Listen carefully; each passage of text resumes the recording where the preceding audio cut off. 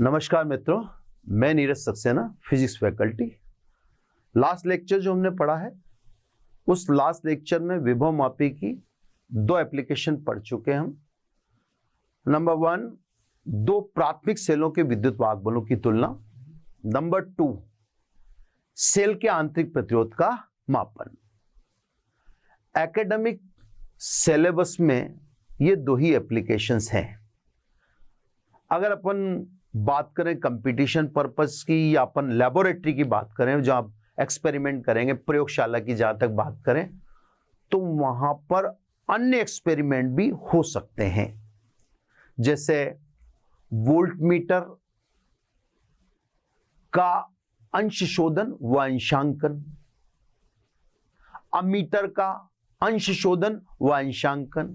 अंशोधन व अंशांकन को कैलिब्रेशन कहते हैं सिंपली, है ना। तो वोल्ट मीटर और अमीटर के अंशोधन व अंशांकन भी हो सकते हैं। इसके अलावा अगर एप्लीकेशन ही देखें तो ताप विद्युत वाहक बल का मापन, खैर वो प्रयोगशाला में नहीं है।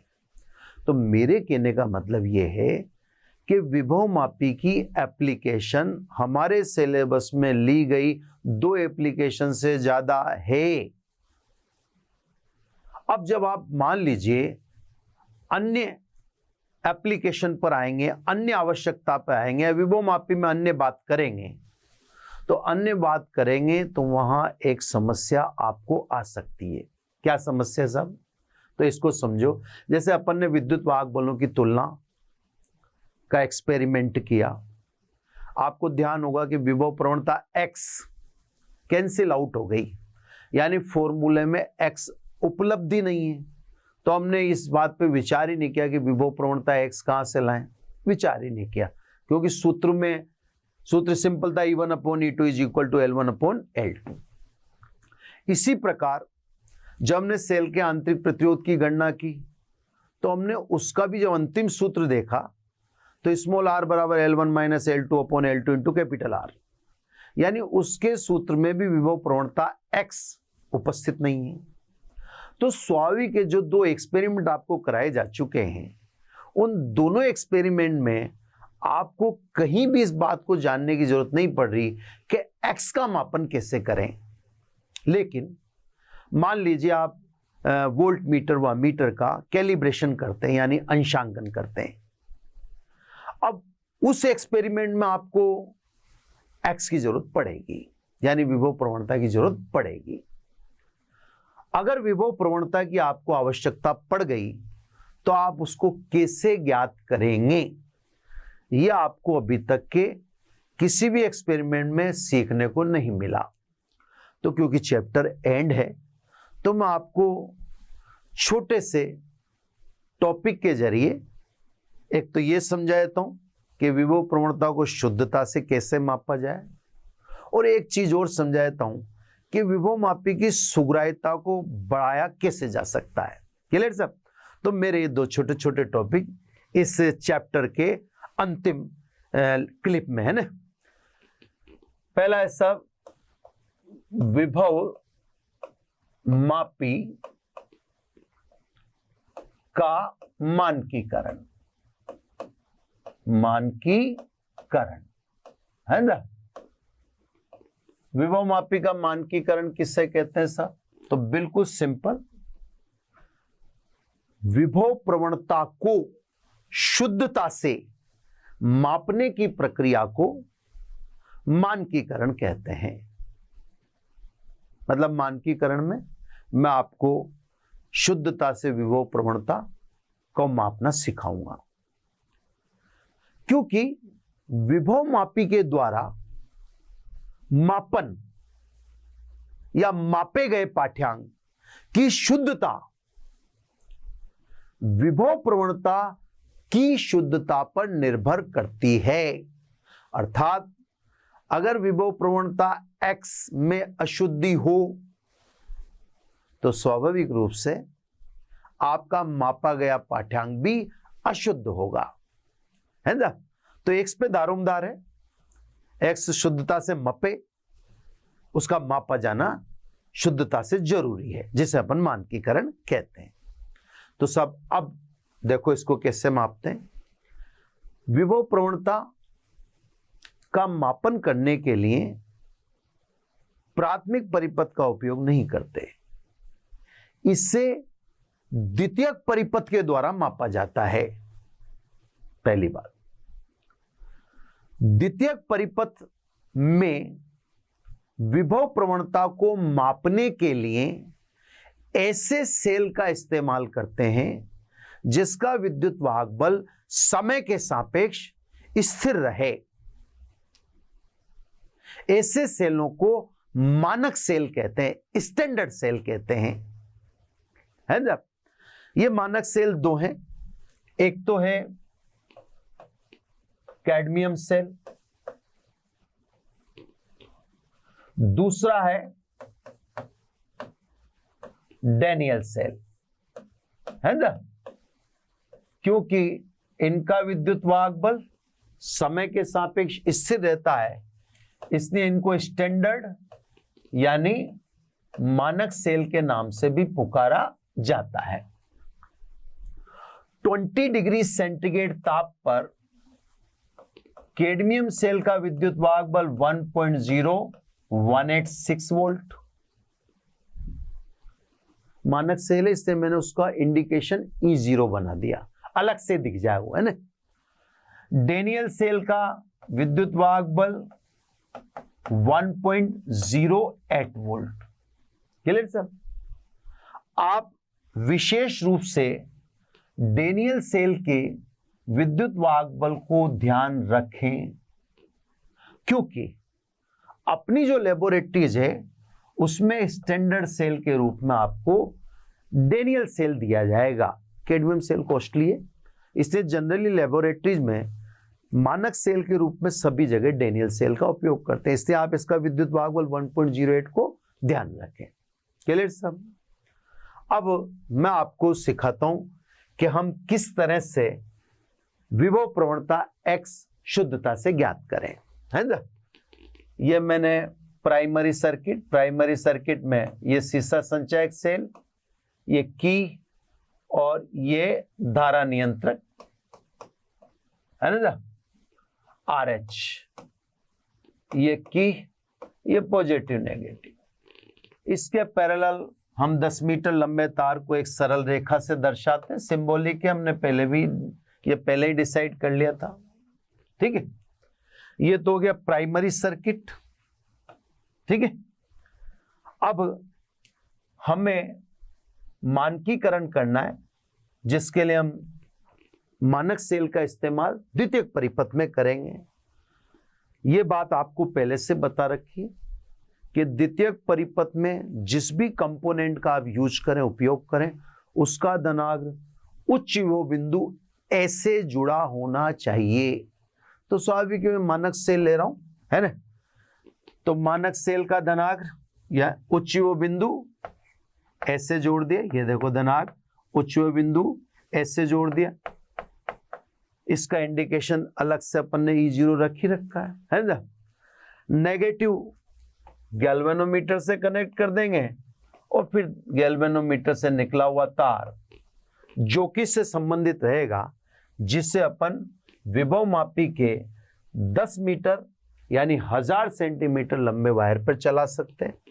ये धारा की दिशाएं वगैरह दर्शा दें, एक सर्किट को डेकोरम देने का तरीका है ना।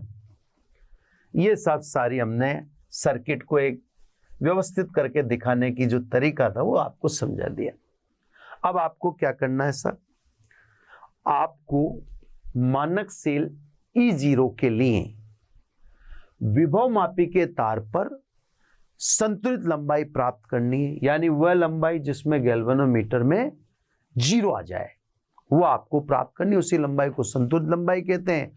उस समय विभव मापी की अवस्था संतुलन अवस्था कहलाती है ना। तो सब अब आपने मान लीजिए विभव मापी के तार पर मानक सेल के लिए संतुलन लंबाई प्राप्त की L0, ठीक है सर। अब यहां पे गैल्वेनोमीटर में 0 आ चुका होगा, तभी मैं इसको क्या कह रहा हूं, संतुलित लंबाई L0। अगर विभव प्रवणता X है तो E0 बराबर XL0, यानी विभव प्रवणता x बराबर E0 अपॉन L0। क्योंकि आपको एडवाइस किया ही जा चुका है कि मानक सेल के रूप में हमारी लेबोरेटरीज में डेनियल सेल इस्तेमाल करते हैं, तो स्वाभाविक है कि डेनियल सेल इस्तेमाल करते हैं तो E0 तो फिक्स हो ही गया। E0 कितना लिख देंगे आप? 1.08। अब आप विभव मापी के तार पर संतुलित लंबाई जो भी आपने प्राप्त की उससे फॉर्मूले में रखें, x का शुद्धता से मापन हो जाएगा। इसी को कहते हैं मानकीकरण। ये एक काम समझाना था मेरा, मैंने समझा दिया आपको। अब मेरी दूसरी बात को ध्यान से समझे। सेकंड बात है सुग्राह्यता, है ना साहब? आपको समझा चुका हूं मैं। विभव मापी की सुग्राह्यता विभव प्रवणता x के व्युत्क्रमानुपाती होती है, यानी x का मान मिनिमम होगा तो सुग्राह्यता मैक्सिमम होगी। सीधी सी बात है ना? अब x को आप मिनिमम कैसे करें? तो समीकरण 1 को देखें। 1.08 तो फिक्स है इससे। x को मिनिमम करने के लिए जो मानक सेल से आपने संतुलित लंबाई ली है L0, इसे अधिकतम करें तो सब L0 मैक्सिमम करें। अब आप कहेंगे क्या संतुलित लंबाई विभव मापी से जो हम ले रहे हैं वो मैक्सिमम करना हमारे हाथ की बात है क्या? इसमें मेरा जवाब होगा हां। केवल एक संतुलित लंबाई लेना आपके हाथ की बात है, ओनली वन।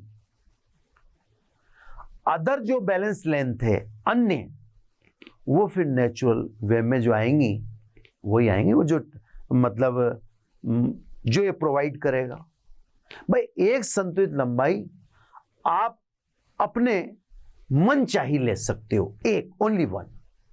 यूं कह दें कि साहब ऐसा करके आपने विभव मापी को सेट कर दिया, सुग्राही बना दिया। जैसे मान लीजिए विभव मापी की कोई शक्ल सूरत में अंतर तो होता नहीं, 10 लोग विभव मापी लेके बैठे तो सबके पास एक जैसा ही होगा, लेकिन जो उसमें जानकारी रखता होगा वह सुग्राहिता बढ़ा लेगा x को कम करके, उसको जानकारी है, तो उसका विभव मापी फिर उन 9 से अलग हो जाएगा।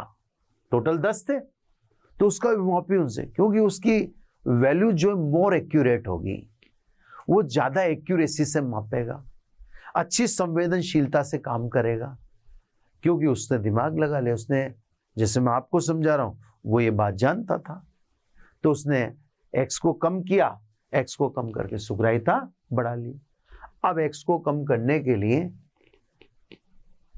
मानक सेल से प्राप्त संतुलित लंबाई L0, ये अधिकतम कैसे लें? तो देखो सब ध्यान से समझना। आप जैसे 1000 सेंटीमीटर लंबा वायर होता है, तो आपने डिसाइड कर लिया कि यार L0 में 850 850 सेंटीमीटर ले लो, ठीक है। चलो सब, ये आपने घर पे से विचार करके चल दिया। या आप इसको रख दो, जोकी को कहां पे रख दो? 850 सेंटीमीटर पर रख दो। आपने जब जोकी 850 सेंटीमीटर पर रखी तो स्वाभाविक रूप से गैल्वेनोमीटर में 0 नहीं होगा, है ना, क्योंकि ये आपके द्वारा ली गई लंबाई, संतुलित लंबाई थोड़ी है फिलहाल ये, क्योंकि गैल्वेनोमीटर में 0 नहीं है। गैल्वेनोमीटर में 0 होगा तो लंबाई को मैं संतुलित लंबाई कहूंगा, वरना नहीं कहूंगा। अब देखो आप क्या करना, ये तो आपने फिक्स कर दिया, इसको फिक्स कर दो यहां पे, है ना। ये धारा नियंत्रक दिख रहा है आपको, इस धारा नियंत्रक की जोकी को थोड़ा सा आगे पीछे सरकाओ।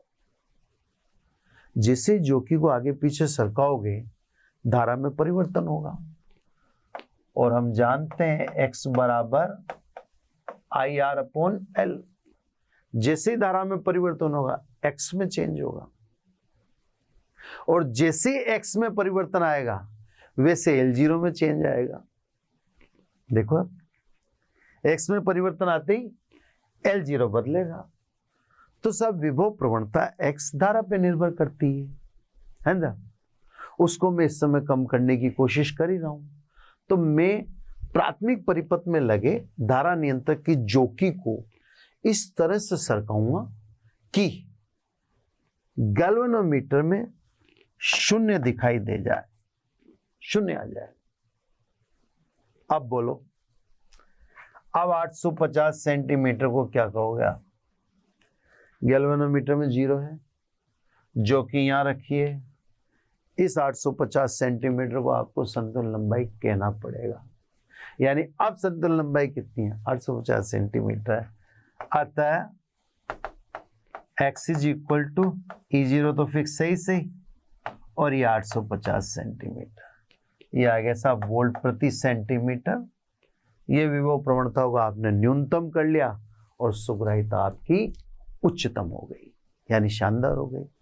कहने का मतलब हम अच्छा सुग्राही खुद बना सकते हैं, और ये एक लंबाई लेने की हमारी स्वतंत्रता है। उसके बाद अब जो लंबाई है वह नेचुरल आएंगी, जैसी आनी चाहिए थी, या जो इंस्ट्रूमेंट प्रदान करेगा। ये ध्यान रखिएगा कि एक बार जब आप x को सेट कर लें, उसके बाद फिर इस धारा नियंत्रक की जोकी को टच ना करें, क्योंकि ये जोकी हिली, धारा चेंज हुई, x चेंज हो जाएगा। x चेंज होते ही फिर आपके मापे गए पाठ्यांक सारे के सारे बेकार हो जाएंगे, क्योंकि आप तो x इसे ही मानते रहोगे। लेकिन आपने इस जोकी पे हाथ रख दिया, इसको सरका दिया, तो x तो चेंज हो ही चुका, तो फिर चक्कर पड़ जाए। तो एक बार जब आप विभव प्रवणता या विभव प्रवणता के लिए L0 सेट कर चुके हो, तो फिर आप ध्यान रखें। ये तो बच्चों मानकीकरण और सुग्राहिता में वृद्धि करने का तरीका। अब आ जाइए, कुछ एक न्यूमेरिकल मैं आपको संबंधित टॉपिक से करा देता हूँ। से तो अपन एंड भी कर रहे हैं, से ज़्यादा कठिन न्यूमेरिकल नहीं, मैंने DPP वगैरह में भी दिए। फिर मैंने आपसे कह भी रखा है कि अगर आपको और ज़्यादा न्यूमेरिकल सॉल्यूशंस वगैरह लेने हैं तो आप मोशन लर्निंग ऐप डाउनलोड करो, उसमें सब अवेलेबल है। चलो सब न्यूमेरिकल में सिंपल से चालू करते हैं। किसी एक विभव मापी व्यवस्था में 1.25 वोल्ट विद्युत वाहक बल के एक सेल से संतुलन बिंदु 35 सेंटीमीटर पर प्राप्त होता है। सीधे सीधे सवाल है सब। मैं क्योंकि यहाँ लिखवा नहीं रहा हूं तो मैं आपको इसने 2 बार रिपीट कर देता हूं, है ना। विद्युत वाहक बल तो है 1.25 वोल्ट, और इससे प्राप्त संतुलित लंबाई ये बता रहा है 35 सेंटीमीटर। चलो अभी तो सेंटीमीटर में रहने देते। अब ये कह रहा है लंबाई पर प्राप्त यदि इस सेल को किसी अन्य सेल द्वारा प्रतिस्थापित कर दें, शिफ्ट कर दें। भाई इस सेल से तो संतुलित लंबाई ले ली इसने, लेकिन कह रहा है इस सेल को हटाकर कोई दूसरा सेल लगा दें और उस दूसरे सेल से संतुलित लंबाई 63 सेंटीमीटर आती है ना। अब ये दूसरे सेल का स्वाभाविक विद्युत वाहक बल ही पूछेगा, तो इसने कहा साहब, यही कहा इसने कि दूसरे सेल का विद्युत वाहक बल बताइए। ठीक है साहब, सिंपल सा सवाल था, है ना। तो इस दूसरे सेल का विद्युत वाहक बल अपने को बताना है, तो सिंपल है, क्योंकि हम जानते हैं E2/E1 is equal to L2/L1। विद्युत वाहक बलों की तुलना होगी, है ना, यानी E2 is equal to L2/L1 into E1, है ना। ये 1 ही समझना इसको, है ना। E2 L2 is equal to 63, L1 यानी 35 और E1 ये 1.25 कह रहा है ना। इसको आप कैलकुलेट करिएगा। ये अभी 13 पंज 65, तो 13 से तो नहीं कट रहा। इसका अप्रोक्सीमेटली वैल्यू इसकी शायद 2.25 वोल्ट आएगी, वो देख लेना आप, है ना। मैं एक्चुअली क्या है कि लाइव कैलकुलेशन तो पॉसिबल हो नहीं पाएगी, तो मैं तो बस एक सिंपल वे बता रहा हूँ आपको कि न्यूमेरिकल इस तरह से होना। इसमें इससे दे दी, इससे संतुलित लंबाई दे रखी है, ये पूछा है तो अपन समझ गए कि विद्युत वाहक बलों की तुलना वाला है, तो ये अपन ने इसको कर दिया। सिंपल है ना। नेक्स्ट लेते हैं। नेक्स्ट में स्पेस देख लेता हूं मैं, अगर आगे जाएगा तो आगे ले जाऊंगा। ये नेक्स्ट क्वेश्चन, ये तो ये एंड हो ही गया ना, ये अपन ने कर लिया जो भी है ना। नेक्स्ट में ये कह रहा है एक इसने 1.5 वोल्ट के सेल का आंतरिक प्रतिरोध मापने के लिए, अब जिस सेल की बात कर रहा है उसका विद्युत वाहक बल तो इसने बता दिया 1.5 वोल्ट, उसको मापने के लिए ये 2 वोल्ट वाले विभव मापी। अब ये 2 वोल्ट बोला तो ये सीसा संचायक सेल का विद्युत वाहक बल हुआ, क्योंकि जिसका आंतरिक प्रतिरोध मापना है उसका तो इसने बोल ही दिया 1.5 वोल्ट वाले सेल का आंतरिक प्रतिरोध मापने के लिए जो विभव मापी यूज कर रहे हैं उसमें लगे संचायक सेल का विद्युत वाहक बल 2 वोल्ट है। अब ये सीधे सीधे कहता है खुले परिपथ में संतुलन बिंदु 76.3 सेंटीमीटर पर मिलता है। बहुत ध्यान से समझना, आप 2 पोजीशन होती हैं खुले परिपथ में। जब भी आप लंबाई लेते हो वो विद्युत वाहक बल के लिए लेते हो, और विद्युत वाहक बल के लिए ली गई लंबाई को लिखते हैं अपन L1 76.3 सेंटीमीटर। ये मैंने आपको सेल के आंतरिक प्रतिरोध में फॉर्मूला पहले लिख देता हूं। सेल के आंतरिक प्रतिरोध का formula L1 minus L2 upon L2 into R। यहाँ पर ये तो चलो इधर एक तरफ अकेले अपन ने इसको न्यूमेरिकल को बाउंड कर दें ना, ताकि अपना वो न्यूमेरिकल अफेक्ट। यहाँ पर आप स्पेशली ध्यान रखना, मैं आपको फिर याद दिलाता हूँ, L1 E के लिए है, L2 V के लिए है। तो आप इस बात का ध्यान रखना कि V के लिए लंबाई को L2 मानना है और E के। तो खुले परिपथ में कह रहा है, तो खुले परिपथ में कह रहा है तो डेफिनेटली खुले परिपथ में विद्युत वाहक बल ही मापा जाता है ना। अपन ने परिभाषा ही बोली है, जब या यूं कहते हैं जब सेल से धारा नहीं ली जा रही हो, अर्थात सेल खुले परिपथ में हो, तो टर्मिनलों के मध्य विभवांतर को या वोल्ट मीटर के पाठ्यांक को विद्युत वाहक बल कहते हैं। तो इसने खुले परिपथ में जो संतुलित लंबाई ली या बताई, ये स्वाभाविक है L1 है। क्लियर? एक बात तो क्लियर होगी अपने पास, ध्यान रखना अपने को। ये ऐसे में अभी आपको इसका सवाल भी बताऊंगा, उसमें भी आपको ये ध्यान रखना है ना। आगे भी इसका कोई प्रॉब्लम आए तो वहां भी मैं बताऊंगा, है ना। अब ये कह रहा है सेल के परिपथ में 9.5 ओम प्रतिरोध का उपयोग कर, मतलब अब क्लोज कर दिया। अब इसने कितना प्रतिरोध का यूज किया? इसने जो प्रतिरोध का यूज किया 9.5 ओम, इतने रेजिस्टेंस का यूज कर, और फिर इसने संतुलित लंबाई ली। ये संतुलित लंबाई इसको मिली 64.8 L2, सॉरी ये L2 इसने ली 64.8 सेंटीमीटर। Clear sir? अब ये कह रहा है सेल का आंतरिक प्रतिरोध का मान बताइए। ठीक है सर? तो कहने का मतलब बस इसमें झंझट यही है, मैं भी आपको हाथों से एक सवाल करवा भी दूंगा, कोशिश करूंगा।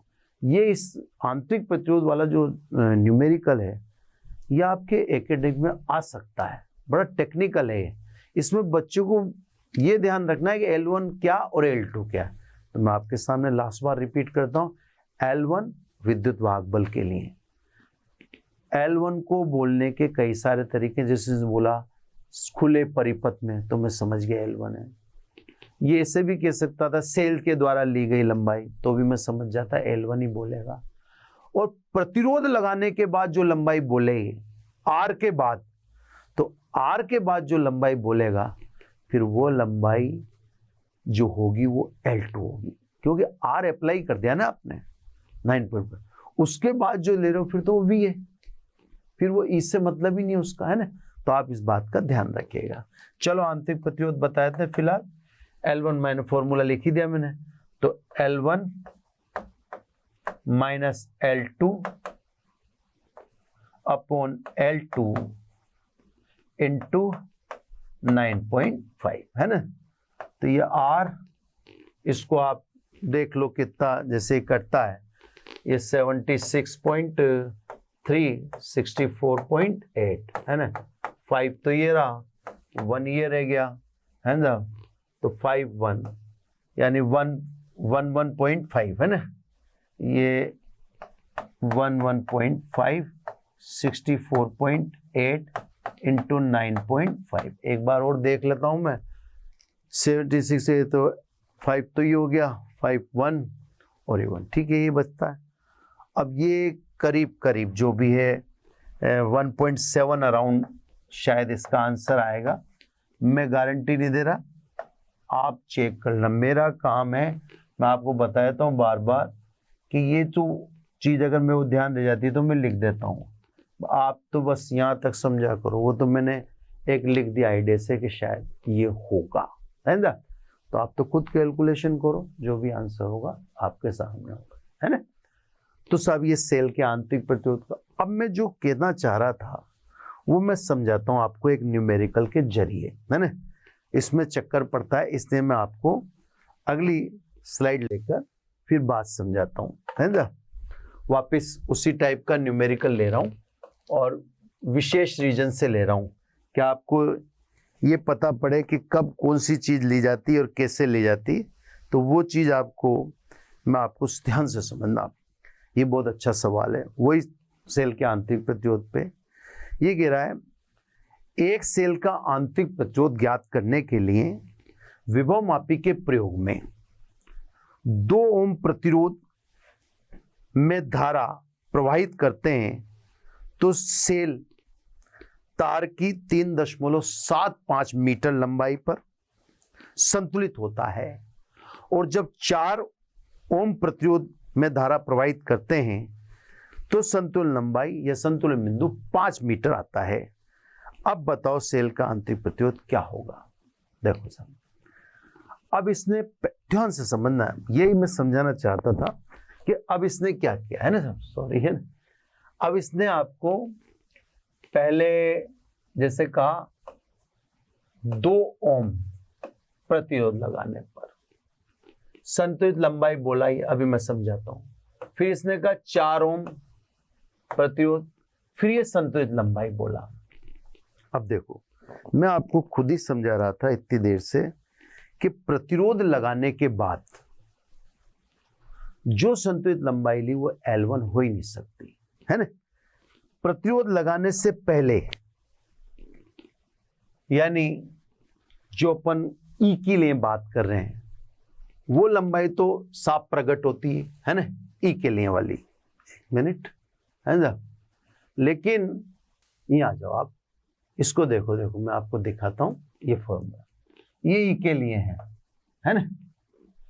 लेकिन प्रतिरोध लगाने के बाद तो V आ गया। तो इसका मतलब ये हुआ कि जो अपन एट प्रेजेंट सवाल कर रहे हैं उसमें कह रहा है कि 2 ओम लगाने पर और 4 ओम लगाने पर, 2 ओम लगाने पर लंबाई इसने बोली 3.75 मीटर और 4 ओम लगाने के बाद संतुलित लंबाई बोली 5 मीटर। इसमें L1 है ही नहीं। इस बार इसने आपको दोनों की दोनों कौन सी लंबाई दे दी, L2, है ना। क्योंकि L1 देता तो प्रतिरोध लगाने के बाद लंबाई नहीं बोलता। फिर तो जैसे भी पिछले वाले क्वेश्चन बोला अपन ने खुले परिपथ में, वैसे ही चलना चाहिए था, लेकिन इसने ऐसा नहीं बोला। इसने 2 ओम लगाने पर संतुलित लंबाई इतनी और 4 ओम लगाने पर संतुलित लंबाई 5 मीटर आती है। तो सेल का आंतरिक प्रतिरोध है, तो ये विशेष ध्यान रखिएगा। मैंने इसीलिए हाथों हाथ सवाल ले लिया। अब साहब आपको 2 इक्वेशन बनानी वही फॉर्मूला तो अपन जानते हैं। तो इक्वेशन 1 बनावे पहले, इससे इस सेट को लेते हैं पहले ना। R बराबर L1 है ही नहीं अपने पास, L1 minus L2 upon L2 into capital R। एक समीकरण तो ये बनी ऊपर वाले सेट से, ठीक है। और दूसरी समीकरण बनेगी नीचे वाले सेट से। देखो R बराबर L1 है ही नहीं, इसने भी L2 ही दी अपने को, क्लियर। और विद्युत प्रतिरोध 4 ओम। तो इसने अपने को दो सिचुएशन दी, दोनों में L2 दी। मैंने दोनों की समीकरण लिख ली, फॉर्मूला वेल नोन है ही सही। अभी आपको बताई दी R बराबर L1 minus L2 upon L2 into capital R, है ना। तो फॉर्मूला बिल्कुल क्लियर था, इससे कोई इसमें विवाद है ही नहीं अपने पास, है ना। तो सब मैंने दो इक्वेशन बना ली। अब इससे सेल का आंतरिक प्रतिरोध पूछा है, तो 1 व 2 से, है ना, 1 व 2 को अरेंज करो, सब बराबर कर दो। R और R के बराबर हो, क्योंकि सेल तो एक ही है ना, सेल दो नहीं है साहब, सेल एक ही है, इसलिए आपको कोई दिमाग लगाना ही नहीं, है ना। 7.5। सर न्यूमेरिकल में क्या होता है कि बड़ी प्रेशर आ जाता है, क्योंकि कैलकुलेशन भी करनी रहती है ना, इसे थोड़ा सा आप न्यूमेरिकल में कैलकुलेशन में लिबर्टी दीजिए आप, है ना। कैलकुलेशन में लिबर्टी आपको देनी पड़ेगी, क्योंकि रोक के एपिसोड बनाने का तो मजा आता नहीं, एक फ्लो में बनाते हैं, एक फ्लो में बन जाता है, अच्छा भी लगता है, हमें भी अच्छा लगता है। अब उस फ्लो में कई बार कैलकुलेशन मिस्टेक हो जाती है, क्योंकि रुकना कैसे, ऑन कैमरा रुक भी नहीं सकता। चलो सब, है ना, ये 2 टाइम कर दिया, इसको क्रॉस कर दें सब, या और कुछ अगर करता है तो ठीक है, नहीं तो क्रॉस कर दो। ये हो गया 5L1, 5 से इसको मल्टीप्लाई कर दिया, इसको अपने को 5 से इसको भी मल्टीप्लाई करना है, तो 5 से इसको मल्टीप्लाई करेंगे तो इधर साइड में कर देता हूं मैं, 5 से मल्टीप्लाई, है ना, 25, 35 2 37, है ना, 3 5 15 18। तो मेरे को जो लगा वो खटाखट में लगा 18.75। ये सब इससे मल्टीप्लाई, अब वो उससे कर दें तो 2 से भी हो रहा है, तो 2 इससे मल्टीप्लाई कर दिया मैंने, 2 इससे मल्टीप्लाई कर दिया तो ये कितना हुआ, 7.5 हो गया ये, है ना। तो 7.5 L1 क्लियर। थोड़ा सा मेरे को ये देखो इससे कर लेता हूँ ताकि थोड़ा से दे, हाँ इसको इससे किया था, यहाँ लिख देता हूँ 5L1 माइनस ये अपने पास आया था 18.75, ये तो हो गया। अब ये 2 है, 2 इससे मल्टीप्लाई कर रहा हूँ मैं, तो 7.5 हो गया, 7.5 इंटू L1, तो ये हो गया 7.5 L1, एंड ये सब इससे कर रहे हैं 7.5 को इससे, तो 37.5 आ जाएगा ये। एक मिनट में देख भी लूँ पहले, 37.5 है ना। 7.5 को 5 से मल्टीप्लाई करना है, मैं इधर कर देता हूँ 5 2 35 2 से, ठीक है, ये हो गया साहब। अब ये उधर शिफ्ट कर दें तो ये हो गया 2.5 L1, ये उधर शिफ्ट कर, वो इधर शिफ्ट कर देंगे, तो साहब ये हुआ 37.5 माइनस 18.75, यही दिख रहा है। चलो साहब 2.5 L1 इसको करते हैं अपन एडजस्ट, तो ये कितना से कितना 37.5 एंड 18.75, ठीक है साहब। तो ये 5 4 बचा, तो 4 ये 4 हो गया, है ना, सॉरी एक मिनट, 10 4 14, तो 14 में 7, सॉरी मेरे को एकदम क्या गड़बड़ होगी, कोई बात नहीं। चलो ये 7 यहाँ से 1 रिप्लेस हो गया उधर, तो 6, तो ये 8 है ना, और ये 1, 18.75, यानी L1 is equal to 18.75 upon 2.5 है ना, यानी सीधा सीधा अपन देखें तो ये हो गया 187.5 बटा 25 है ना। L1 थोड़ी सी टिपिकल आ रही, देख लेते हैं सब है ना। 25 सत्ते 175, 175, 5 7 12, 12.5 है ना। 12.5 का मतलब 125, 125 का मतलब 7.5, तो ये आ रही है 7.5 मीटर। ये तो आई L1। अब L1 को किसी में भी पुट कर दो, यानी इक्वेशन 1 में पुट कर दो इक्वेशन, तो साहब जो भी है, मैंने जो कैलकुलेशन आपके सामने की है ये क्विक है, आपके सामने ही है। कुछ भी इसमें आ रहा हो अगर कैलकुलेशन मिस्टेक तो वो आप करके देख लीजिए, मैं एक प्रोसेस बता रहा हूँ। अब L1 आ गया है ना, L1 की वैल्यू मैं 1 में पुट कर देता हूँ। 1 क्या है, या 2 में पुट कर दो, ये 2 इजी है, यानी L1 minus 5 upon 5 into 4। R चाहिए अपन से, R पूछा है ना इसने, तो सब बाई इक्वेशन 2 है ना, R is equal to L1 minus 5 upon 5 into 4 है ना। अब बिकॉज L1 7.5 मीटर आ चुका है, इसलिए रख दो वैल्यू है ना, 7.5 माइनस 5 अपॉन 5 इंटू 4, ये सब सीधा सीधा 2.5 अपॉन 5 इंटू 4, यह आपका आंसर हो गया 2 ओम। तो सब that is the internal resistance of. तो सेकंड वाला सवाल अपन समझ गए, सेल के आंतरिक प्रतिरोध की ये सिचुएशन है ना जो थी, वो आपके सामने बता दी मैंने, ठीक है साहब। अब नेक्स्ट लेते हैं। नेक्स्ट सवाल भी बहुत शानदार सवाल है, इसमें चित्र दिखा रखा, मैं भी यही चाहूंगा कि ऐसा कैसा चित्र आपको बता दूं। बहुत प्यारा सवाल है, इसने एक विभवमापी का चित्र बनाया, मैं यहीं पे कोशिश करता हूं इसको करने की। सवाल अच्छा इंपॉर्टेंट सवाल है।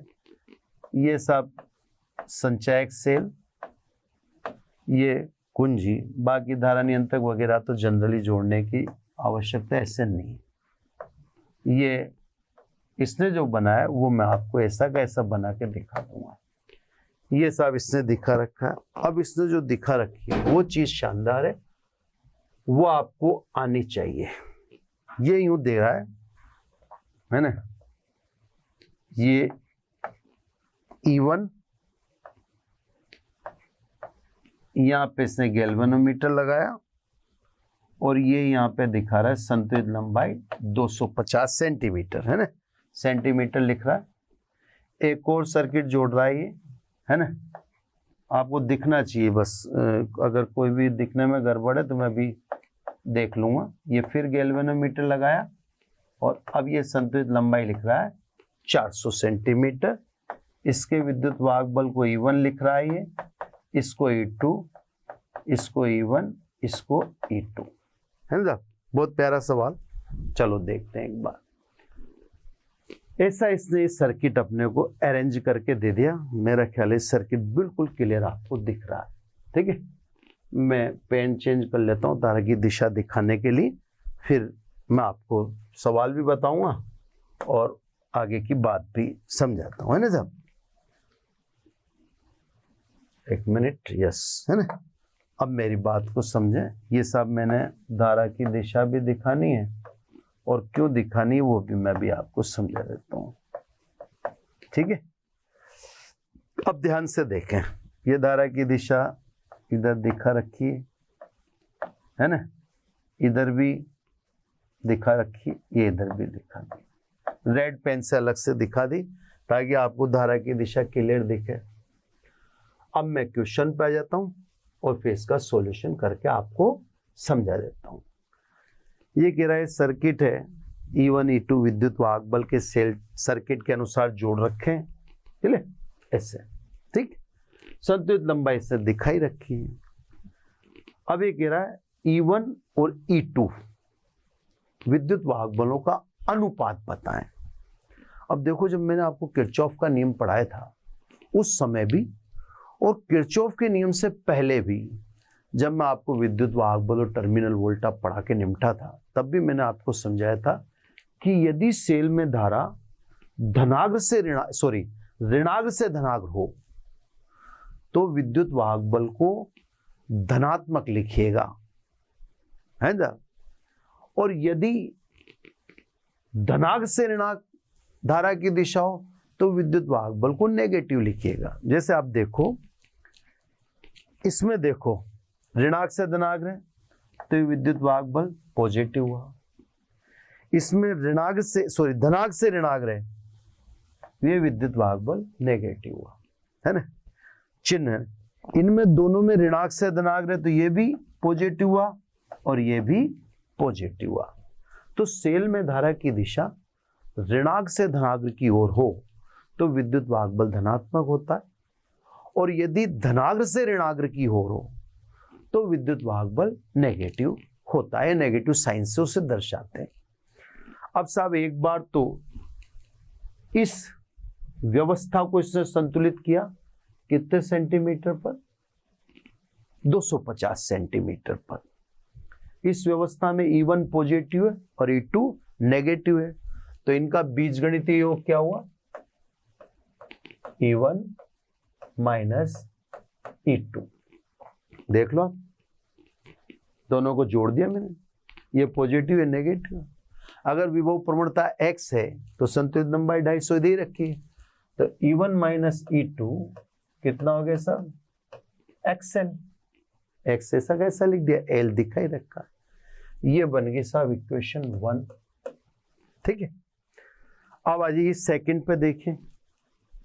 सेकंड में देखें आप, दोनों ही पॉजिटिव हैं, तो इनका जो टोटल EMF हुआ E1 प्लस E2 होगा। क्लियर? विभव प्रवणता x ही है, संतुलित लंबाई कितनी है? 400 सेंटीमीटर, तो सब 400x। ये इक्वेशन नंबर 2 है ना। अब अपने को E1 अपॉन E2 बताना है, तो सिंपल बाई इक्वेशन 1 अपॉन 2, है ना। क्लियर साहब? E1 minus E2 upon E1 plus E2, ये दोनों का रेशियो निकाल लें। x से x काट दिया तो ये अपने पास 250 बटा 400। 25 का आप सीधा सीधा भाग दे दो तो 25 से तो ये 100 बार कट गया, है ना। और 25 का इसमें भाग दोगे तो ये आपके 100 बार नहीं 10 बार। एक मिनट, यहाँ पे थोड़ा सा, हाँ 1 मिनट, है ना। ये तो 25 से 10 बार हो गया, और यहाँ देखें तो ये 4 4 8 4 12 4 16, तो ये अपने को 25 से 16 बार कटता दिखता है। 16 बार ये ना, और वो 10 बार, ठीक है ना। फिर और कैंसिल कर दें तो ये हो गया सब 5 बटा 8।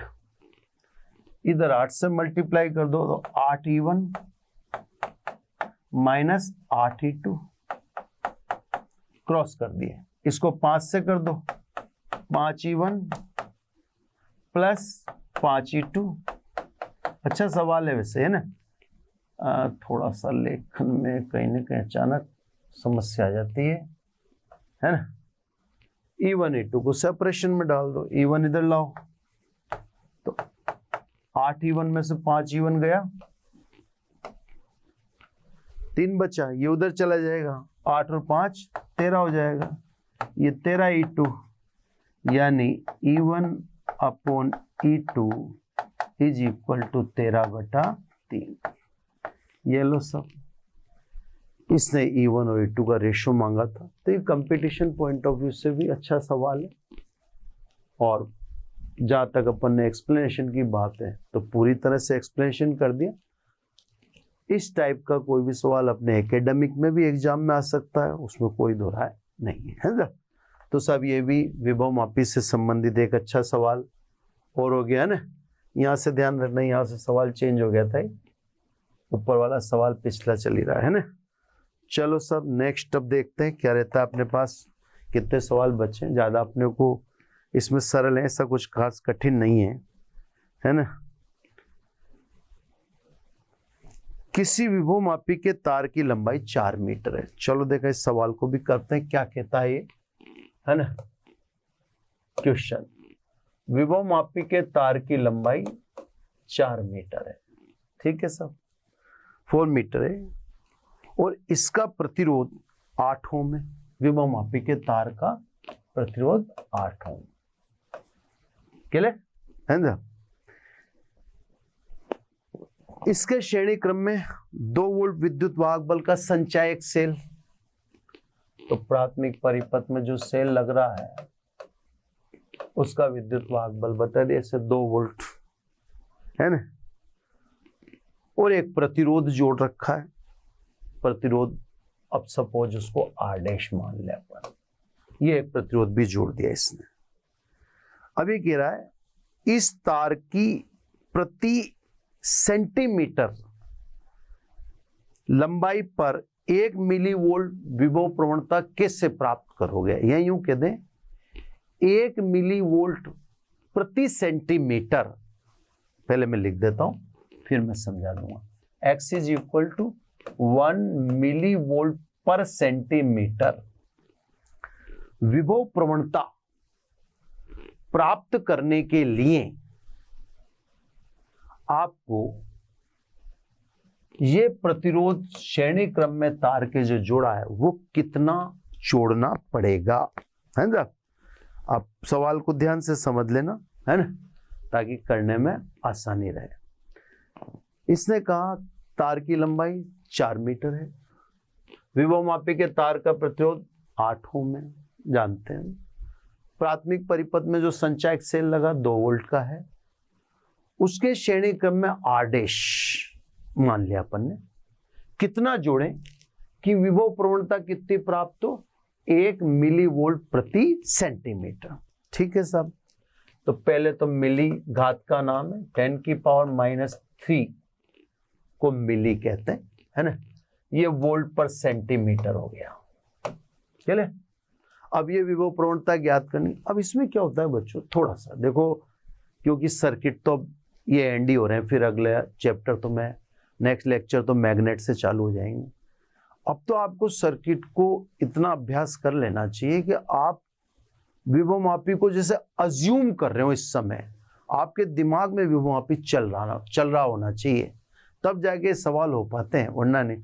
अब जैसे ये देखो साहब, x बराबर है ना, ध्यान से देखो, x is equal to V/L, इकाई लंबाई में विभव के पतन को विभव प्रवणता कहते हैं, यानी IR/L।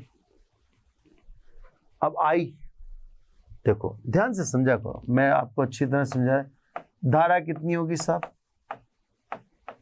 संचायक सेल का विद्युत वाहक बल बटा तार का प्रतिरोध, और आपको श्रेणी क्रम में जोड़ना वो अलग। ये जरूर है कि इसने आंतरिक प्रतिरोध के बारे में कुछ कहा नहीं, कह भी सकता था। अगर ये आंतरिक प्रतिरोध कह देता तो अपने को उससे लेना पड़ता, क्योंकि इसने आंतरिक प्रतिरोध नहीं कहा, तो कहने का मतलब यही हुआ कि तार और श्रेणी क्रम में जोड़ा गया प्रतिरोध, 2 ही प्रतिरोध है, तो कुल वोल्टता बटा कुल प्रतिरोध इज इक्वल टू कुल धारा। इसलिए x इज इक्वल टू क्या हो जाएगा साहब, I की जगह क्या लिख दूं, E R plus R dash अपने को पता करना है, इंटू R/L। बिल्कुल क्लियर है ना। मैं आपको जिससे यहाँ कुछ चीज ये भी बता दूं, जैसे मान लो मैंने आपको डीपीपी में दे रखा है क्वेश्चन, इसलिए बता रहा हूं, उसमें विशिष्ट प्रतिरोध दे रखा है रो, मैं वहां की डीपीपी की बात बता रहा हूं। अपन जानते हैं R बराबर रो L/A, अब आप R की जगह क्या रखना, रो L अपॉन है, क्योंकि आपको जो गिवन है, जैसे मैंने डीपीपी में एक क्वेश्चन डाला है ना, उसमें मैंने विशिष्ट प्रतिरोध भी दे रखा है आपको। अब आप सोचोगे यार विशिष्ट प्रतिरोध इस फॉर्मूले में तो कहीं रिफ्लेक्ट नहीं होता, तो मैं आपको बताऊं विभव प्रवणता का जो सूत्र है वो ऑपरेट करने से फैलता जाता है। जैसे जैसे आप चीज लाते जाओगे वैसे वैसे वो फैलता जाएगा, है ना। तो जैसे मैंने उस सवाल को थोड़ा सा डिस्टिंग्विश करने के लिए, अलग से दिखाने के लिए उसमें यही किया है कि उसमें मैंने विशिष्ट प्रतिरोध भी ऐड कर दिया। अब विशिष्ट प्रतिरोध ऐड करते ही स्वाभाविक वो सवाल एकदम आपके दिमाग से बाहर निकल जाएगा, तो मैंने आपको याद दिला दिया। चलो सब, x की वैल्यू दे रखी है 10⁻³ ये ध्यान रखना वोल्ट पर सेंटीमीटर है ना। E कितना है, 2 वोल्ट। तार का प्रतिरोध कितना है, 8 ओम। और R' आपको ज्ञात करना ही है, तो इसको तो मैं ब्रैकेट में कर देता हूं। तार का प्रतिरोध 8, ये रहा है ना। तार की लंबाई 4 मीटर। अब आप अगर समझदार होंगे तो समझ जाएंगे, ये सेंटीमीटर में लिया है तो इसको भी मैंने किस में कन्वर्ट करना पड़ेगा, सेंटीमीटर में। तो 4 मीटर को क्या लिख दिया मैंने, 400 सेंटीमीटर। ये छोटी छोटी चीजें जो ध्यान रखनी पड़ती हैं। तो ये तो मैंने 2 से कर दिया डिवाइड, ठीक है। अब यहाँ स्वाभाविक 4 से दिया तो 200 ही बचा, ये 100 में सीधा इधर शिफ्ट कर देता हूँ, तो ये हो गया 10⁻⁻⁻1। ये 8/400 है ना, तो मैंने 4 से इसको काट दिया 2 बार, यहाँ 100 ही बचा, क्योंकि 4 से वो खुद भी कटा। अब ये 100 इधर शिफ्ट कर दिया, 100 इधर शिफ्ट कर माइनस। अब इधर क्या बचा, 2, 8 प्लस R', यानी 8 plus R' is equal to 2/10⁻⁻1 है ना। ये क्या हुआ, चक्कर कैसे पड़ रहा है इसमें, ये 2 वोल्ट है ना, तो 2 तो ऊपर है इससे ही, अच्छा 2 है ना अभी, ठीक है, इंटू 2। ये यहाँ पे 2 लेना पड़ेगा ना, ये सब ये वाला, ये तो 2 है इससे ही, और ये 2 बाहर पड़ा, ठीक है। तो कुल मिलाकर उसको 4 लिख देता हूँ।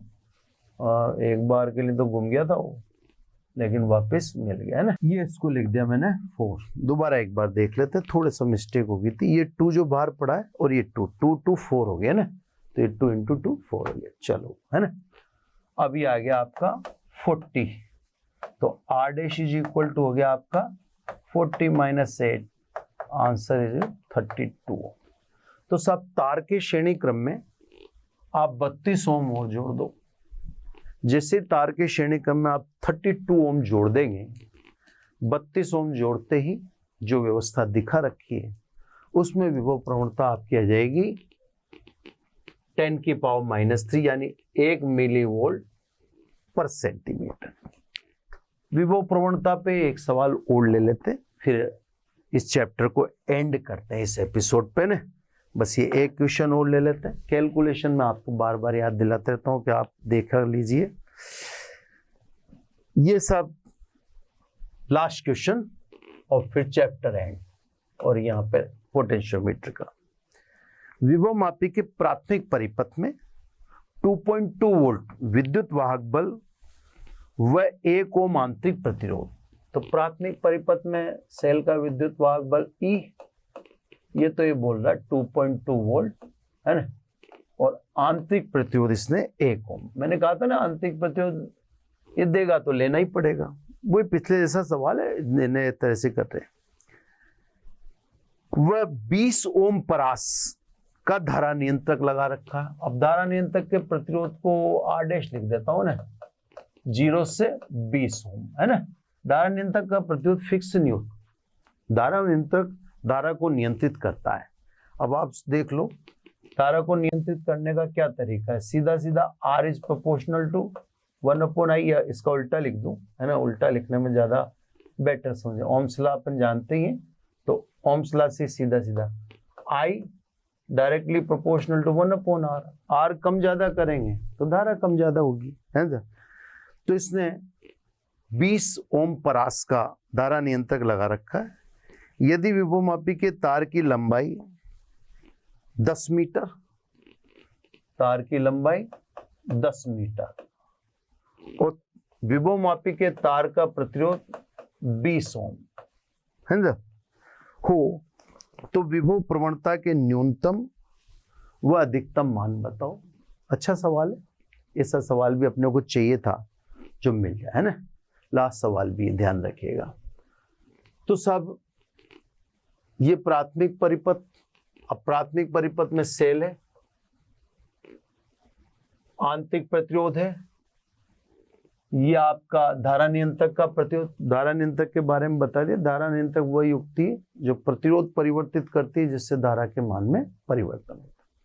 और ये तार का प्रतिरोध है ना, तार की लंबाई यही दे दी। अब इसने पूछा अपन से कि अधिकतम और न्यूनतम विभव प्रवणता का मान बताओ। देखते हैं, पहले सवाल को जमाते हैं, है ना।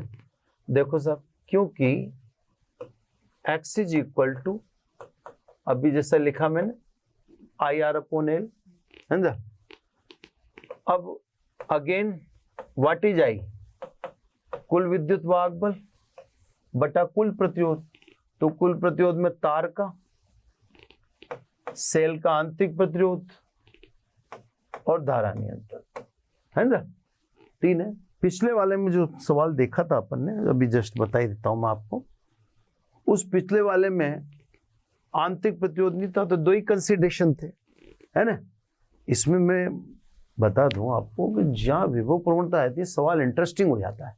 इसकी विभव प्रवणता को ये बहुत हद तक उलझा सकता है, आपको उलझा सकता है, इसमें कोई दो राय नहीं। बहुत अच्छा, हम भी उलझ सकते हैं, ऐसी कोई दिक्कत नहीं। तो आइए, इसलिए x is equal to I की वैल्यू है ना, R प्लस R और R डैश इंटू R/L, ये सब इसका फॉर्मूला हो गया। अब इसमें इसने अपन सोचा विभव प्रवणता का अधिकतम और न्यूनतम मान बताइए। तो देखो, सब चीजें फिक्स है, मैं आपको समझा देता हूं, और जो फिक्स नहीं है उसको रोक देता हूं। E ये 2.2 है ना, कैपिटल R 20, ये +1 आंतरिक प्रतिरोध, R डैश को भी मैं छोड़ रहा हूं, इंटू R/L। R/L मतलब R 20 ओम, L 10। अब यहां से बात को समझो, ये देखो 4x मैक्सिमम है ना। x मैक्सिमम के लिए, अब x मैक्सिमम चाहते तो R डैश मिनिमम होना चाहिए, तो 4x maximum then R dash minimum. अब R डैश मिनिमम कितना होगा साहब, 0 है ना, उसको हटा दो उधर वाले को। तो R डैश की मिनिमम वैल्यू रखो, कब, जब आपको x मैक्सिमम चाहिए है ना। x के अधिकतम मान के लिए R का न्यूनतम मान, तो धारा नियंत्रक का न्यूनतम प्रतिरोध कितना रखो, 0 रखो सब। x से x मैक्सिमम है ना, मैक्सिमम कितना साहब, तो रख देते हैं मान 2.2, 20 + 1 + 0, ये तो 2 बार कट ही रहा है, तो सिंपल 2 ही लिख देता हूं इसको। तो यानी इधर देखे अपन 4.4 2 से मल्टीप्लाई कर दिया, और इधर देखे 21, तो साहब x मैक्सिमम अधिकतम विभव प्रवणता कितनी हुई, तो 0.44, ये 2 है ना, 21 दूनी 42, 2 बचे, ये लगभग इतनी वोल्ट पर सेमी है ना। पर मीटर लिख दो, पर मीटर ही है ना, सेमी नहीं है, क्योंकि लंबाई मैंने मीटर में ली है ना, तो वोल्ट पर मीटर। ठीक साहब, ये देख ले साहब, वोल्ट पर मीटर, लेंथ को अपन ने 10 मीटर रख रखा है इसलिए। अब आ जाओ सब, एक्स मिनिमम के लिए, एक्स मिनिमम की बात करो, एक्स मिनिमम के लिए धारा नियंत्रक का प्रतिरोध मैक्सिमम रखना। अगर आप एक्स को मिनिमम चाहते हो तो आर डैश मैक्सिमम होना चाहिए। अब धारा नियंत्रक का अधिकतम प्रतिरोध कितना हो सकता है? 20 ओम हो सकता है। क्लियर? तो साहब 1 से x मिनिमम है ना, ये मैंने रख दिया सब 2.2 20 प्लस 1 और ये 20। अब r डैश की वैल्यू 20, ये तो 2 है, इससे जो है ये ऐसा कैसा रख दिया, यानी x मिनिमम ये 4.4 ऊपर ये रहा और नीचे हो गया 41, यानी 0.11 वोल्ट पर मीटर। तो मिनिमम विभव प्रवणता 0.11 वोल्ट भी प्रति मीटर है और मैक्सिमम 0.21 वोल्ट पर मीटर। लास्ट में यही कहूंगा, कैलकुलेशन आप चेक करें, है ना। ये बच्चों धारा विद्युत की यानी तीसरा चैप्टर टोटल क्लोज हो गया। बीच बीच में जहां भी टॉपिक्स थे उनके साथ जो भी न्यूमेरिकल एडजस्ट कर सके किए हैं, है ना। लास्ट में विभव भी पढ़ाया था, उसके भी न्यूमेरिकल एडजस्ट कर दिए गए हैं। यानी नेक्स्ट एपिसोड जो होगा वो अब मैग्नेट से होगा। क्लियर साहब? धारा विद्युत की यहाँ पे फिनिश करते हैं। Thank you very much. आशा करता हूं हमारे टॉप एजुकेटर का यह लेक्चर आपको पसंद आया होगा। अगर पसंद आया है तो वीडियो को लाइक करिए, चैनल को सब्सक्राइब करिए और शेयर भी करिए, क्योंकि ज्ञान बांटने से बढ़ता है और सही बताऊं तो पुण्य भी मिलता है। मुझे सुनने के लिए बहुत बहुत धन्यवाद। Thank you.